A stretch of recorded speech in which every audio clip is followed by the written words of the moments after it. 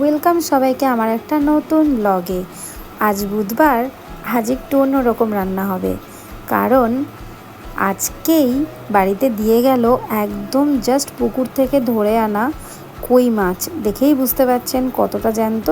আর কই মাছের উপকারিতা নিয়ে আমার নতুন করে বলার কিছু নেই, সেগুলো অন্য ব্লগে আপনারা ঠিকই পেয়ে যাবেন। আর কই মাছের নানান রকম প্রিপারেশন হয়, কিন্তু এ বাড়িতে হয় লাউ শাক দিয়ে, কারণ লাউ শাক দিয়ে হালকা পাতলা ঝোল করলে সেটা হয় স্বাস্থ্যসম্মত। আর যারা দেখছেন তারাও কিন্তু লাউ শাক দিয়েই কই মাছটাকে বানাবেন, খেতে অনেক টেস্টি হবে।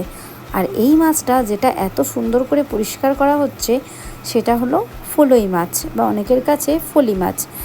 এই মাছ আমি দেখেছি কলকাতাতে, যে যখন মায়ের দয়া হয়, মানে কারোর বক্স হয়, তখন যেদিনকে নিম হলুদ ছোঁয়ায় তার পরের দিনকে এই মাছটা রান্না করে তাকে খাওয়ানো হয়। কিন্তু সেদিনকে ওই কই মাছগুলোর সাথে এই মাছটাকেও দিয়ে গেছিলো, মানে সব মিলিয়ে ওই 200 টাকার মতন মাছ কেনা হয়েছিল, কি তারও বেশিই হবে, এত কম মনে হচ্ছে না। যাই হোক, চলুন রান্নাটা আপনাদের সাথে শেয়ার করে ফেলি।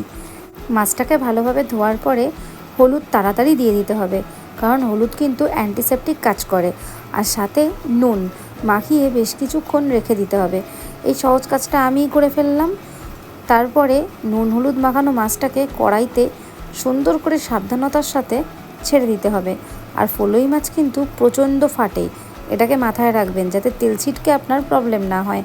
আর ওদিকে বিকেলের জন্য ডাল ভেজানো হয়ে গেছে, বিকেলের রেসিপিটাও এর সাথেই শেয়ার করছি, সেটাও দেখবেন।